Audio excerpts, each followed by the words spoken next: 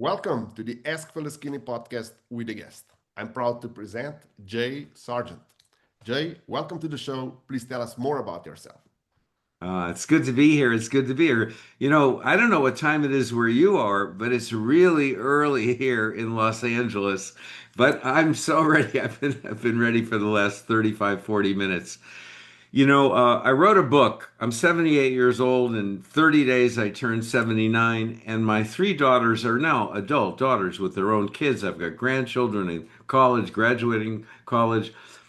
And I have been telling Peter a series of stories on podiums all over the world, but to my children and to my grandchildren over and over.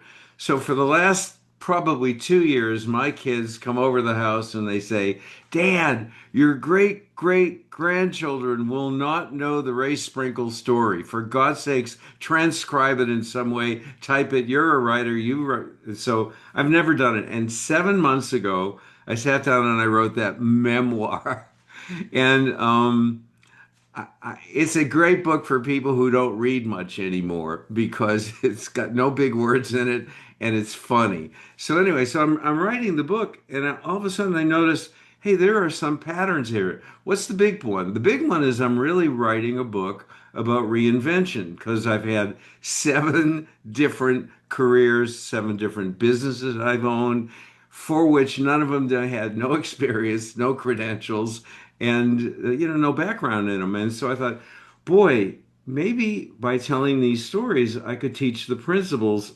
And the principles became pretty clear, Peter. No small moments, credentials are overrated, and it's never too late. Now, it's the never too late theme that probably is in synchronicity with your whole concept of midlife, right, Peter? Yeah, I really like how you put it. The so the reinvention, and I like how you're optimistic about it because everything right now is aimed at specialization. You just have to do one thing. You have to, Oh, the best would be if you know what you have to do when we were 3 years old, and then just proceed until you finish college and then get the right job. And that's it. And that's your life. But, and that is how all the algorithms work. And everything works in a way, okay, we want to put you somewhere in a, I say in a bracket, or we want to sort you somehow. We need to understand, are you an engineer? Are you a doctor? Are you a lawyer? What are you? What are you doing? And I really like the idea that you can reinvent yourself and say, okay, I used to be an engineer and now I want to be something else. And I see also a huge stigma, please correct me if I'm wrong, in the US and, of course, all over the Western world. If you go from more, let's say, a recognized profession like I'm a lawyer, and then you go and I'm a carpenter now, that's a faux pas. No, no, no. boy, So, if that's who you are, you might get a kick out of the book, but you're certainly not going to want me to be your coach because I started off as a community organizer, and from that, I became a tennis professional without ever having hit a tennis ball. Then a franchise developer, owned my own franchise development company. Then an NLP trainer, then a network marketing titan, and now a pickleball coach. So I'm not the guy who did all the homework in high school, then graduated and got on some track. Now, by the way, I'm an enormous respecter of education. All three of my daughters went to wonderful colleges and blah, blah, blah, all of that. But at the end of the day, what I teach people that have some hunger in their belly, and it's all done through storytelling, is the credential doesn't matter. If you create value, you win the day. And I'm gonna tell you a little story. What comes, if it's okay with you, Peter. yes, of course. I was and I don't mean to brag, I just hope the stories touch someone's heart. Went from not hitting a tennis ball to becoming the top tennis professional in New England. My hometown is Boston. We had a tennis academy, a tennis camp, 35 pros working for us, stringing money, pro shop money. It was fabulous. And then all of a sudden, Peter, and I'm speaking to someone who's out there, I just know it. Read the book, guys. I was unhappy. I was making more money than I ever needed early in my life, and I was wearing these fabulous outfits and hitting balls, and you would have thought, oh, that's the most fun thing ever. I was bored out of my mind. I just was. And I wanted out. So I called up five people, and this is my instruction manual for anyone who cares. I called up five people. They happened to be major players in New England financial areas because I taught their families. For example, I'm bragging now. The Kraft family, Bob Kraft owns the Patriots, and I taught the Kraft family when Jonathan, who's the president of the Patriots, didn't even reach my waist. He was in my tiny tot program. I called up five major people and I said, "Can I have 15 minutes of your time?" And when I got in front of them, I said, "You know, I think I have to move on. I've loved the experience of teaching you and your family, but I need the next step. I don't know who I am. You've watched me for 7 years. Who am I and what should I do with the rest of my life?" I sat and I listened. Everyone gave me great feedback. And Peter, the same feedback was, "Jay, with your ego, you need to sell something to someone, but you got to sell a big thing. You can't sell pencils."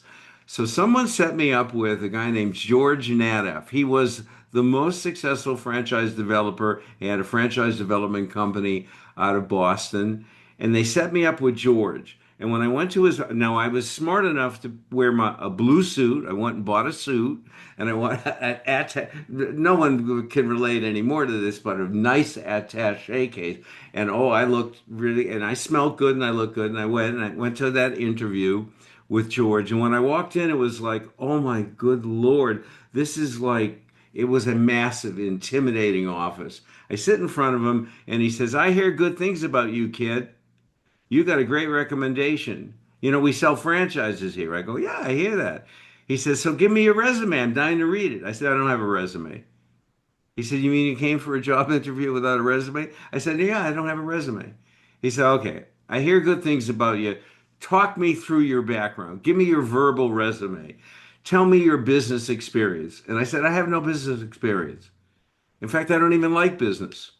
The last magazine I'd ever buy at an airport would be Fortune or 500. I'm buying Sports Illustrated. I'm buying Sports Magazine. I'm buying golf. I don't even play golf, but I'd rather read Golf Magazine than Entrepreneur. It's just not, I'm not interested." So now he sits and he goes, "No, wait a minute. You don't have a resume and you come in here for a job to sell something and you have no sales background and you don't even like business and we're selling a business. Don't you think this is a little bit inappropriate?" And I said, "Listen, I hear that you sell franchises by sending a guy out to the fanciest hotel in New York, San Francisco, Atlanta, and they speak for an hour in front of a crowd. If that's the way you sell businesses, I'm your man because nobody is better in front of a crowd than me. And you don't have to even believe me. I know nothing about your business. Is that your brochure?" So I picked up a threefold, remember those old threefold brochures, cheap brochure. And I said, "Bring all your owners and your top salespeople in this huge office. I'm going to go in the lobby, and in 15 minutes, I'm going to study this trifold. I'm going to come in and give a presentation in front of anyone you want to put me in front of. And if I'm good or great, hire me. And if I'm not, throw me out." Went into the lobby. Obviously, I'm only telling you this story, Peter, because there's a happy ending. Of course, I didn't know what I was talking about. And I only knew, and the people on the sidelines, the sales force that I was going to compete with, wanted to beat the daylight. I mean, I could feel the animosity surround. Who cares? I completely knocked them out. Had an audience of one, and I told the most phenomenal story for about 7 minutes. George Nana threw those guys out of the office. "Get out, guys, get out." He said, "Kid, you didn't say one thing right." It was the craziest presentation ever. but it was a great presentation. I can hone those edges and we can prepare you, but I want to put you on the road. So someone would say, well, how did you go from being a tennis pro to a franchise developer? And eventually I own my own franchise development company. It's called, where I come from, Peter, chutzpah. Huh? It's you got to have the nerve. It's that moment where you say, "Okay, I got no resume. I'm not going to BS you. I don't even qualify for this, but I can do the work if you give me a chance. I'm going to be the best you ever saw." So anyway, that's one of my principles are credentials are overrated. What do you think, Peter? I'm so um, if you want to be successful, credentials are overrated. But if you're hiring your staff, you better check their credentials. That's my experience because uh, I was also taught that okay, if someone is enthusiastic, you can teach them everything, but the real life is a bit different.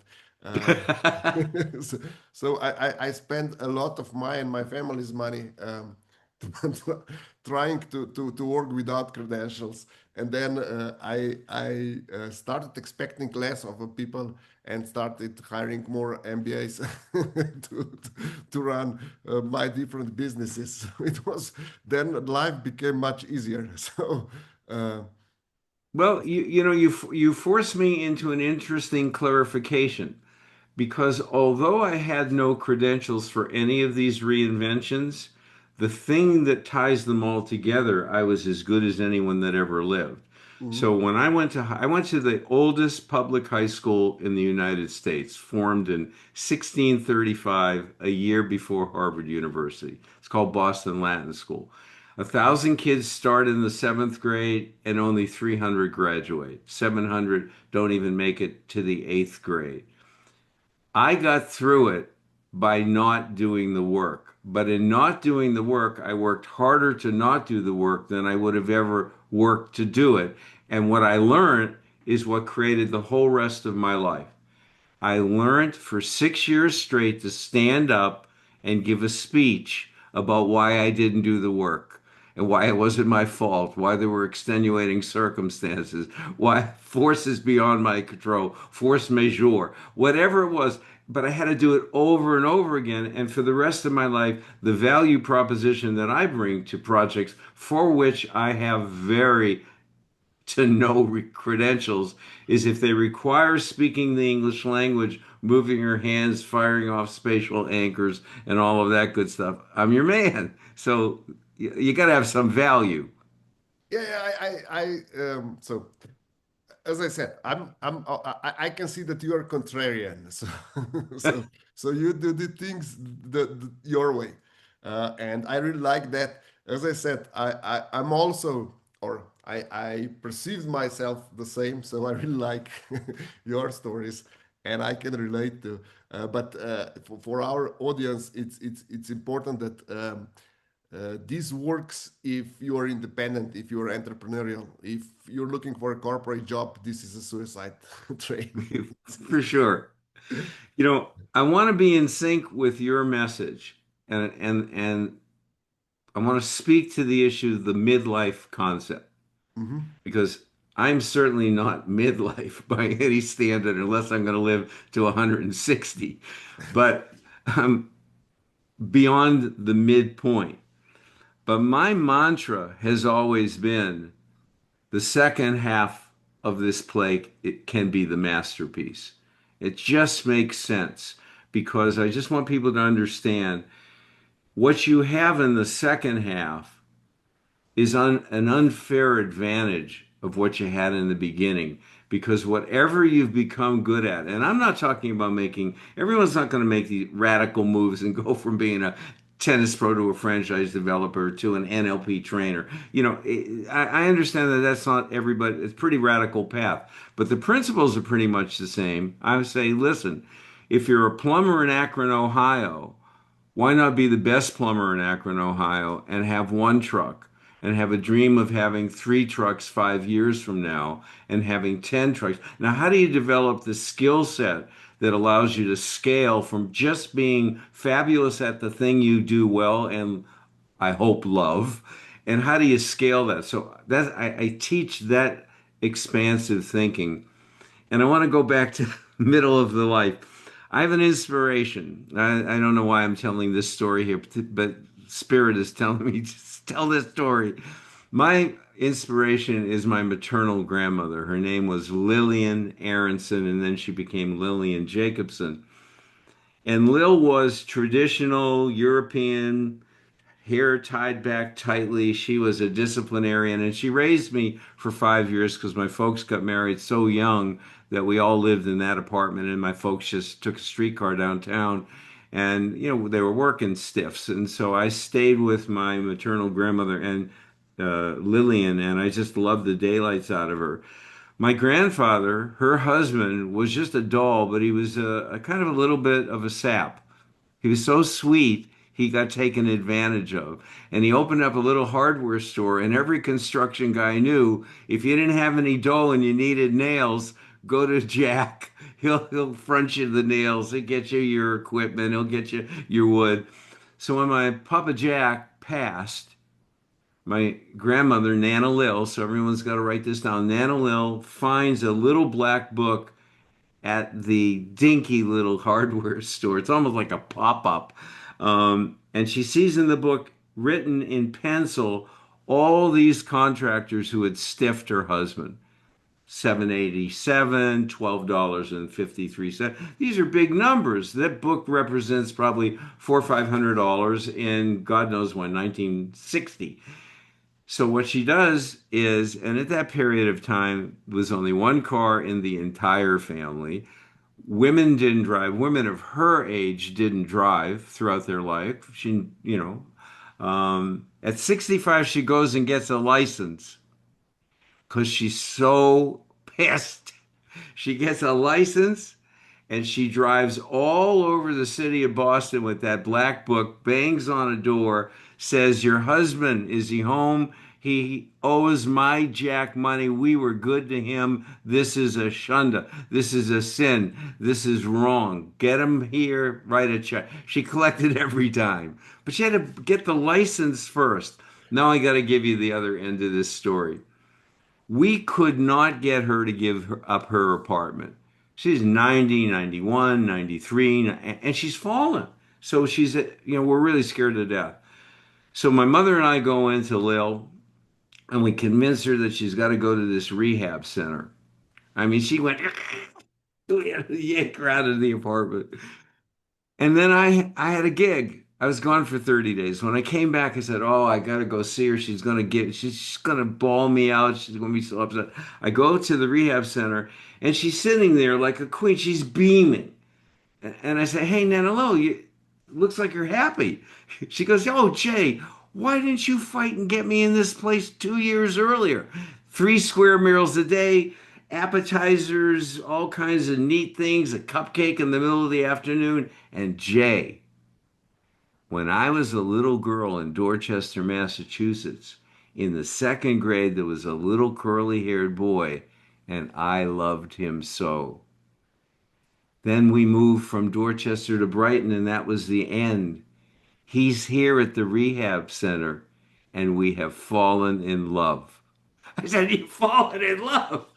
What do you mean you fall?" We are met. She had her Romeo and Juliet experience from 94 to 98. 4 glorious years. And instead, Morris couldn't bring her diamond rings or anything because they didn't have any life outside the structure. So he would take a napkin and put it all, a muffin and put it in a napkin and bring it to her like he was sharing the Hope Diamond with her. The last time I saw them, I went to visit, and the two of them were in a courtyard with their walkers in front of them. And I sat for a couple of hours with them in a beautiful afternoon, and then I had to go. And it was getting dark, and the way I left allowed me to see the two of them without them seeing me. I was on a little walkway. About 5 minutes after I left, they get up, both of them on their walker. They waddle on their walker, and they're so in love. They're like magnets. They waddle, waddle, stop, kiss. Waddle, waddle, kiss, waddle, waddle, kiss. It was the last I saw Nana Lowe. But she is my inspiration. I've changed very late in the game. I mean, I built a whole new marriage, new kids, and a new business all at once. I believe, in transformation and reinvention. And anyway, whatever. What do you think, Pete? Amazing story. I really like it. Um, can you talked about no small moments. Can we touch that before we finish? There are no small moments. I really like the idea. Can you elaborate a bit, please? Eventually, and I'm telling this in a little bit of a strange chronological order, so I'm trying to reorder my brain, Peter. Eventually, I leave George Nadaff, and I want to give him credit, amazing credit. I spent 1 year there. I sold probably 50, 60 franchises for him. And then, of course, I got scooped up by the very guy who gave me to him, said, "Why don't we develop our own franchise development company, Jay? You're a beast. I'll put the money in. You be the guy." So one day I had to do something which I hate to do because I'm a people pleaser, Peter. I don't like to let anyone down, but I had to do it. So I went to George, and the minute I walked in, I had rehearsed for an hour. You look in the mirror and George, I'm oh, no, no, George, I'm whatever I do and all that. And I go in, and the minute I walk in, he goes, "Kid, sit down. I know what you're gonna say. I can see it's written all over your face. You're leaving me." No problem. I knew I was renting you, not owning you. You're not the kind of guy who's going to hang around a long time. Now, let me guess. You're going to develop a company to compete with me. I said, yeah, yeah. So he said, "Hey, I love you. You love me. You did a great job. You were fabulous. And if you ever fall down and hurt yourself in that big, nasty world out there, you always have a home. The light is always on in my world." I said, "Well, it was a lovely, lovely transition." So now I'm developing, I'm a rookie. I've sold the franchises on a commission base, but I've never developed one from scratch. But George was a great teacher, so he had a methodology that was very intelligently designed, and I picked it up. That was the model. And I had some crappy little clients. I took anybody that could put, a mark on a mirror if inexpensive. So we were fooling around, first clients, not making any money. And one night I get an invitation to a fancy, fancy, fancy dinner party. Now, interestingly enough, I don't know if you can relate, Peter, but I am selectively gregarious. I would prefer to be alone in an isolation tank going Om Namah Shivaya than talking with anyone on planet Earth. Do you understand? Yeah. But I'm very transactionally competent. So I'm invited to a party. I'm having that struggle. Should I go? I said, I better go. I got to shake it up. Maybe something will happen. I sit down, and the guy next to me, I'm an old man, so some of you may not relate at all, but there was a moment in time where there wasn't an IBM computer. There were mainframes and minis, but no microcomputers in Big Blue's line. So when I enter the picture, I'm sitting next to Mitch Kapor, the developer of Lotus 123. First VisiPlot to VisiCalc to Lotus 123. I don't know anything about this microcomputer thing. It's 1981, but I'm next to this guy, and he's got good looking shoes. So and I'm at a very fancy event, and it's a blessing, divine appointment in my mind. I turn to him and I start, "What do you do?" And he describes this entire thing about the microcomputer industry. There's TRS-80s and Commodore this and Trash 80s and Apple IIes. I'm listening. It's a whole new world. And I'm having the time of my life hearing about it. And I say, "Hey, Mitch, I have one of the most successful franchise development companies in America. Please underline that, gang, listener. I own one of the most successful franchise development companies in America. I'm looking for the next big thing. I don't want to ride a wave. I want to be at the beginning of the wave, so I am the wave." In what you just described to me What should I be acquiring? He goes, well, listen, there's already 2,000 computer lands, but they don't want to sell any software. And there's only me, Lotus 123, the beginning of Microsoft, and something called Ashton Tate's DBase 2.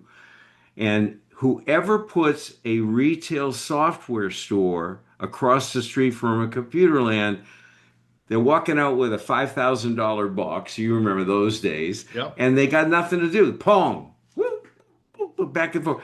So put a software store next to a computer land. I go. I said, are there such a thing? He says, I don't think there is.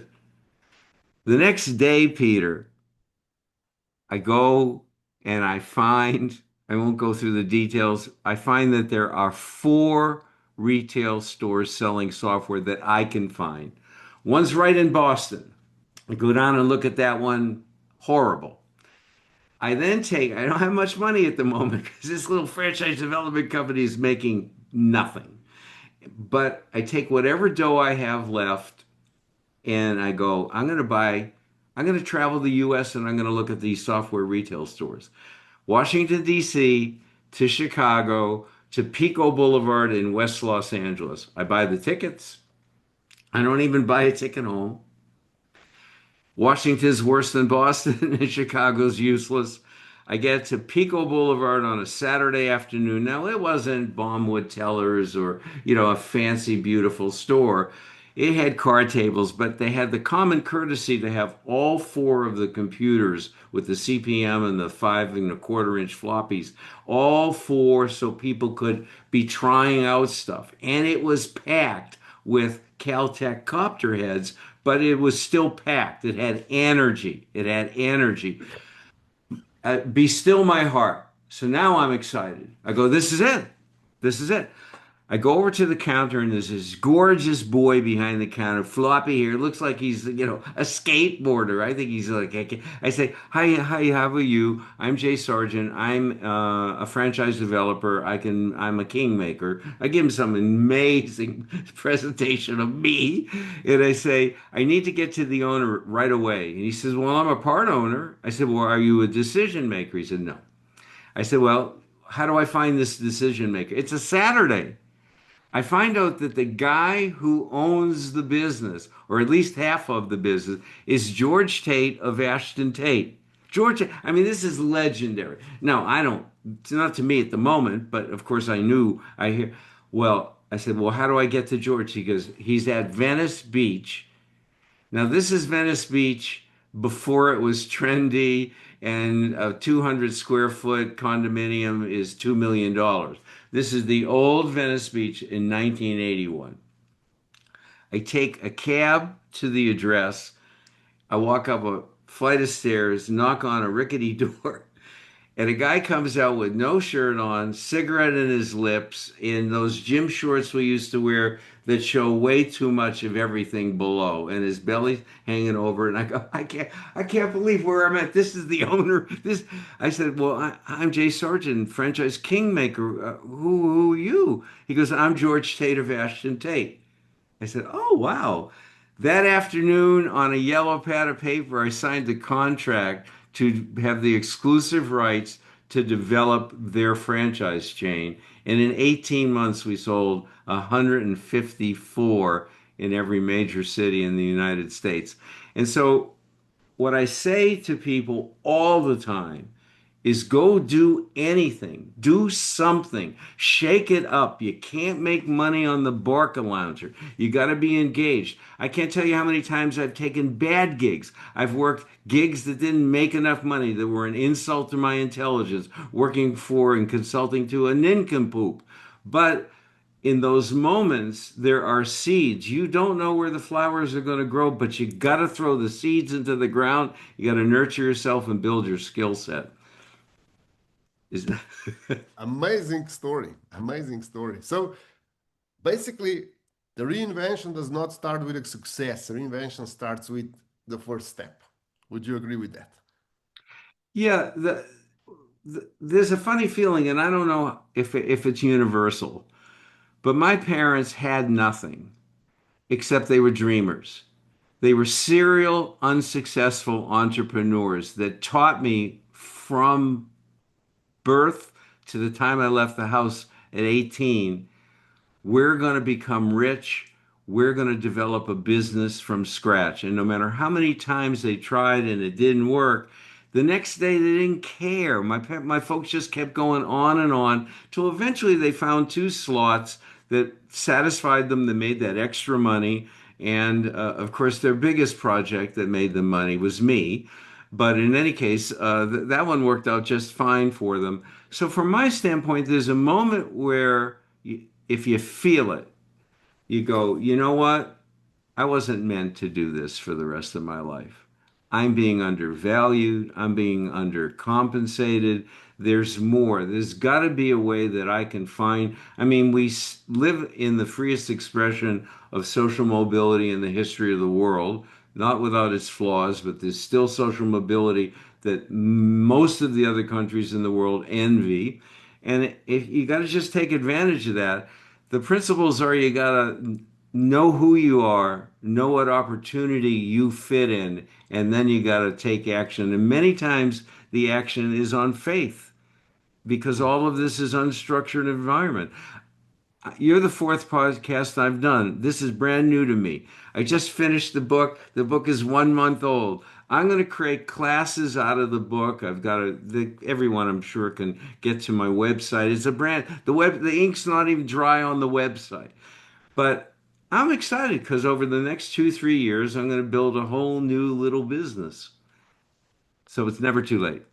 Amazing. Jay, thank you for all the insights. I'm going to include a link to your webpage in the description below. And I will also include link to your book. And thank you again for being my guest tonight. Thank you so much. It was wonderful being here.